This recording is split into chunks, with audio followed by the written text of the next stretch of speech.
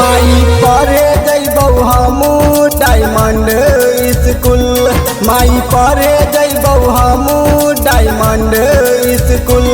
पढ़ लिख के बनबौ पुलिस अफसर गे नाम तोर रोशन करबौ। पढ़ लिख के बनबौ पुलिस अफसर गे नाम तोर रोशन करबौ। माई पढ़े जइबौ हमू डायमंड स्कूल, माई पढ़े जइबौ हमू डायमंड स्कूल।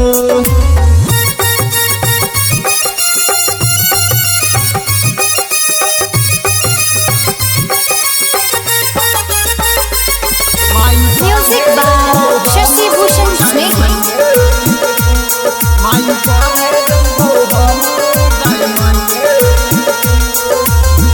कापी किताब हमरा लाई देगे मैया, हम नहीं चरइबौ गे भैंसी और गैया, हम नहीं चरइबौ गे भैंसी और गैया। कापी किताब हमरा लाई देगे मैया, हम नहीं चरइबौ गे भैंसी और गैया गे मन जोगे मैया। गे माई पढ़े जइबौ हमू डायमंड स्कूल, माई पढ़े जइबौ हमू डायमंड स्कूल। पढ़ लिख के बनबौ पुलिस अफसर गे नाम तोर रोशन करबौ। पढ़ लिख के बनबौ पुलिस अफसर गे नाम तोर रोशन करबौ। माई पढ़े जइबौ हमू डायमंड स्कूल, माई पढ़े जइबौ हमू डायमंड स्कूल।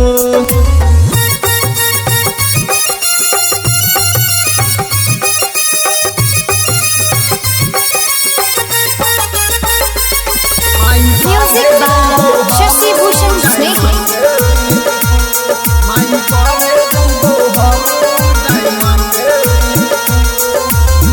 गलती नहीं करबौ गे नाम नहीं डूबैबौ, गौवा समाज में इज्जत बढ़ैबौ, गौवा समाज में इज्जत बढ़ैबौ। गलती नहीं करबौ गे नाम नहीं डूबैबौ, गौवा समाज में इज्जत बढ़ैबौ गे इज्जत बढ़ैबौ। मैडम सरजी पढ़ाबै छै सभे मिलजुल, लिखय अमरेश गाना गाबै चंदन ब्यूटीफुल। पढ़ लिख के बनबौ पुलिस अफसर गे नाम तोर रोशन करबौ। पढ़ लिख के बनबौ पुलिस अफसर गे नाम तोर रोशन करबौ।